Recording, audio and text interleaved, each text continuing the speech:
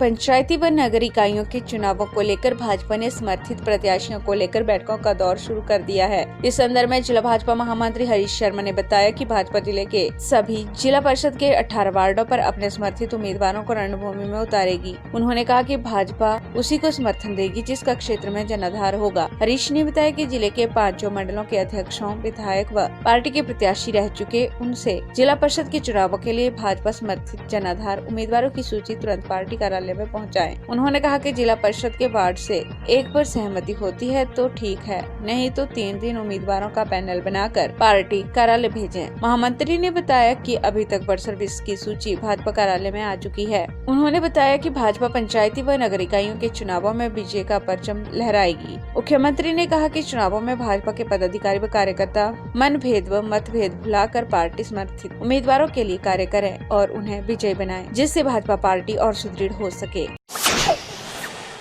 हमीरपुर शहर के साथ लगती डांगवाली के सड़क मार्ग का कार्य प्रगति पर है। इस सड़क मार्ग के एक छोर से हीरानगर तक फुटपाथ का निर्माण किया जा रहा है। इसके अतिरिक्त जहां जहां संभव है वहां सड़क मार्ग को खुला भी किया जा रहा है। लोक निर्माण विभाग के तत्वावधान में किया जा रहा यह कार्य जारी है। इस कार्य से पहले लोक निर्माण विभाग द्वारा निशानदेही लेकर अतिक्रमण के दायरे में आने वाली भूमि को चिन्हित किया गया था। उसके बाद इस कार्य को शुरू किया गया। कार्य के पूरा होने के बाद जहां शहर से हीरानगर के मुख्य सड़क मार्ग तक पैदल आवागमन करने वाले लोगों को फुटपाथ की सुविधा मिलेगी, वहीं सड़क मार्ग के खुला होने से वाहन चालकों को भी राहत मिलेगी।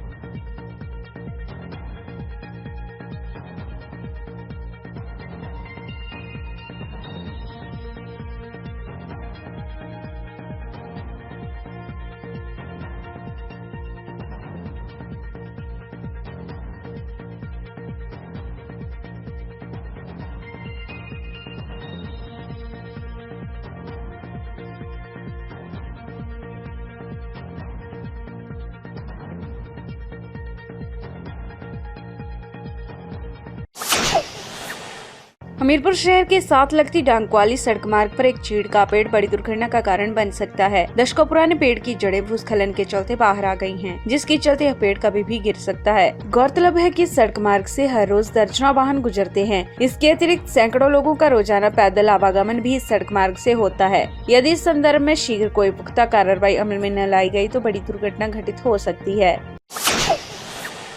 स्वस्थ शरीर वह है जिसमें रक्त का प्रवाह संतुलित हो, श्वासों की गति सामान्य हो, शरीर की मांसपेशियां कसी हुई हों, हड्डियां मजबूत हों और पाचन तंत्र सुचारू हो। ऐसा होने पर शरीर में अपने आप चमक आती है और सभी अंगों का बराबर विकास होता है। जी हाँ, शरीर को स्वस्थ रखने का सर्वोत्तम उपाय है योग, जो कई परेशानियों, तनावों एवं चिंताओं से मुक्त रखता है। अजय शर्मा ने बताया कि हमारे शरीर में फेफड़े एक महत्वपूर्ण अंग हैं। हम हर रोज करीबन 20,000 बार सांस लेते हैं, जिससे हमारे शरीर में ऑक्सीजन अंदर पहुंचती है। अपने फेफड़ों को स्वस्थ रखने के लिए योगासनों में मयूर आसन एक ऐसा आसन है जो हमारे फेफड़ों को मजबूत करता है।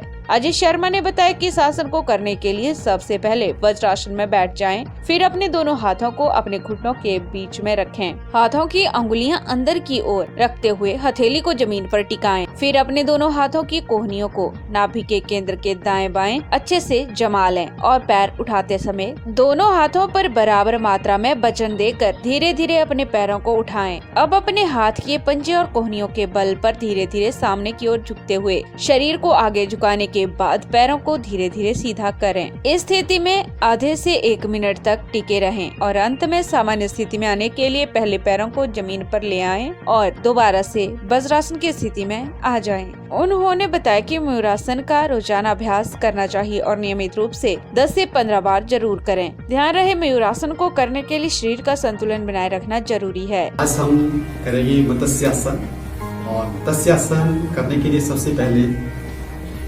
वज्रासन में बैठेंगे। जैसे मैं बैठा हूँ वज्रासन में, ऐसे बैठ सकें। मत्स्यासन हमारे जो पेट संबंधी जितने विकार होते हैं उनको दूर करने के लिए पाचन तंत्र को बहुत मजबूत करता है और हमारे जो फेफड़े हैं जिनसे हम सांस लेते हैं, हमारे जो फेफड़े हैं वो हमें ऑक्सीजन जो हमें हमारी बॉडी को ऑक्सीजन पहुंचाते हैं, उनके लिए बहुत ही अच्छा एक ये आसन है जिसका नाम है मत्स्य आसन। और मत्स्य आसन करने के लिए करना क्या है, सबसे पहले आप वज्रासन में बैठें और उसके पश्चात फिर थोड़ा सा बॉडी को गर्म करें। धीरे धीरे कैसे करना है, दोनों हाथ आपने ऐसे रखे, आपने इस तरीके से ऐसे करना, क्योंकि बाजुओं के ऊपर आपका वजन आएगा तो बाजू आपके ऊपर ठीक और वो एक्टिव हो जाएगा। तो उनको एक्टिव कैसे करना है, इस तरीके से ऐसे 3 बार आपने ऐसे कर लिया, उसके पश्चात फिर आप ऐसे लिए और इस तरीके से एक लेवल में इस तरीके से रखें। अब इसको बैलेंस में आपने बॉडी को ऐसे रखें, फिर ऐसे लिए और ऐसे ऐसे, क्योंकि बॉडी हमने एक आसन के लिए तैयार करनी है, उसको इस तरीके से फिर दोबारा से बैलेंस, फिर क्या करना है, फिर दोबारा से आप उसी आसन में वज्रासन में आ जाए। वज्रासन में आने के पश्चात अब हम आसन की तरफ को जा रहे हैं। कैसे करना है इसको, सबसे पहले आप पैरों को ऐसे खोल लिया और घुटनों को नीचे किया और जो हाथ हैं आपके उन हाथों को अपने पीछे की तरफ को ऐसे मोड़ इस तरीके से।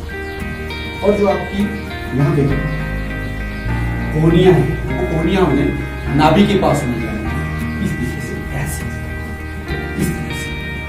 जब नाभि के पास आपकी कोहनियां फूट रही फिर आपको ऐसा ऐसे इस तरीके से बिल्कुल ऐसे, फिर उसको दोबारा से ऐसे फिर ध्यान रहे कि हाथ आपके आगे की तरफ को ना हो, पीछे की तरफ को हो, ऐसे पंजा आपका पूरा खुला और इस तरीके से जो कोहनियां हैं अब वो आपके नाभि के साथ यहाँ लगेंगे, इस तरीके से ऐसे। और फिर धीरे धीरे कोशिश करें ऐसे उठाने उनको ऐसे,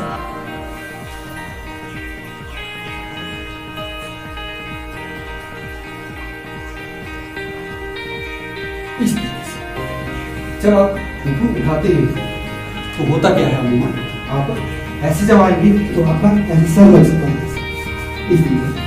तो कोशिश करें पहले कि आपकी जो कोहनियां हैं वो नाभि के साथ लगी हों और बैलेंस हमारा पेट का बैलेंस, बीच के पार्ट का बैलेंस वो हमारा ऐसे इस तरीके से आ जाना चाहिए। फिर आप इस तरह से राष्ट्र कर सकते हैं, उसके पीछे दोबारा से इसको ऐसे करना है पूरा वजन थोड़ा हमारे कोहनियों के ऊपर और नाभि से। जब कोहनी यहाँ पे लगती है तो हमारे पेट का पूरी मसाज ऐसे और टांगे बिल्कुल सीधी इस मुद्रा में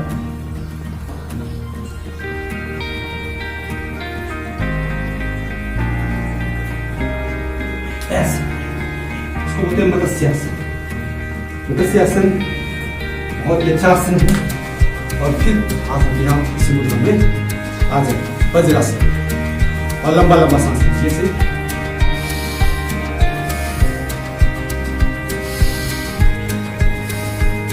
और इस तरीके से इसको बखूबी तरीके से कर सकते हैं।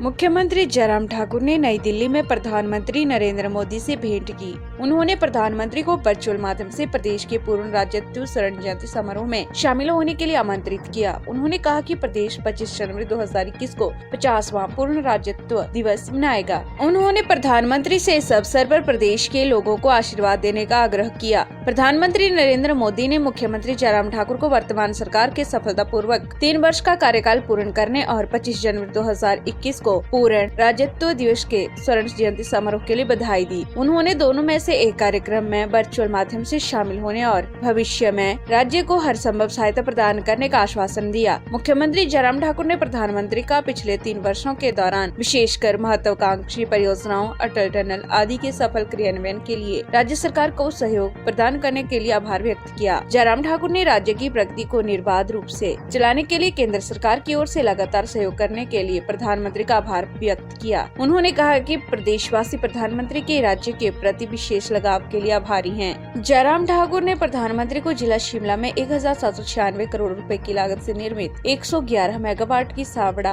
कुड्डू परियोजना का लोकार्पण करने के लिए आमंत्रित किया। यह जल ऊर्जा उत्पादन का प्रमुख स्रोत होगा। उन्होंने कहा कि केंद्र की नीति सहयोग के कारण 2497 करोड़ रुपए के संयुक्त निवेश के साथ 210 मेगावाट लुहरी स्टेज 1 और 66 मेगावाट धौलासीर परियोजना आधारशिला के लिए तैयार है। उन्होंने प्रधानमंत्री से परियोजनाओं की आधारशिला रखने के लिए भी अनुरोध किया। उन्होंने 233.32 मिलियन $US की ADB वित्त पोषित पर्यटन अधोसंरचना विकास परियोजना को शीघ्र मंजूरी देने का आग्रह किया। जयराम सरकार के गलत निर्णयों से होटल इंडस्ट्री पीट चुकी है। लॉकडाउन के बाद करोड़ों के घाटे से गुजर रही होटल इंडस्ट्री को सरकार ने अपने पर्यटन विरोधी निर्णयों से खस्ताहाल कर दिया है। क्रिसमस व न्यू ईयर पर पर्यटन सीजन में सरकार के निर्णय भारी पड़ रहे हैं। कोरोना बंदिशों के चलते 50% से ज्यादा पर्यटकों ने बुकिंग रद्द कर दी है। सरकार का 9 बजे के बाद शिमला सहित 4 जिलों में कर्फ्यू का निर्णय समझ से परे है। क्या रात को कोरोना नाच करता है? Shimla hotel and restaurant association ने सरकार के निर्णय पर सवाल उठाए हैं। एसोसिएशन के अध्यक्ष संजय सूद ने बताया कि सरकार ने रात्रि कर्फ्यू के साथ शिमला में रविवार को बाजार बंद करने के आदेश दिए हैं। पड़ोसी राज्यों से पर्यटक वीकेंड में आता है। जब बाजार ही बंद होंगे तो पर्यटक शिमला आकर क्या करेंगे? ऊपर से खुले में खाने पर भी शिमला में बंदिशें हैं। इस बीच पर्यटक होटलों में बुकिंग रद्द कर रहे हैं। अभी तक 50% से ज्यादा बुकिंग रद्द हो चुकी है। उनका कहना है कि नए साल में पर्यटन सीजन होता है। इस बीच ये बंदिशें होटल इंडस्ट्री को बर्बाद कर देंगी।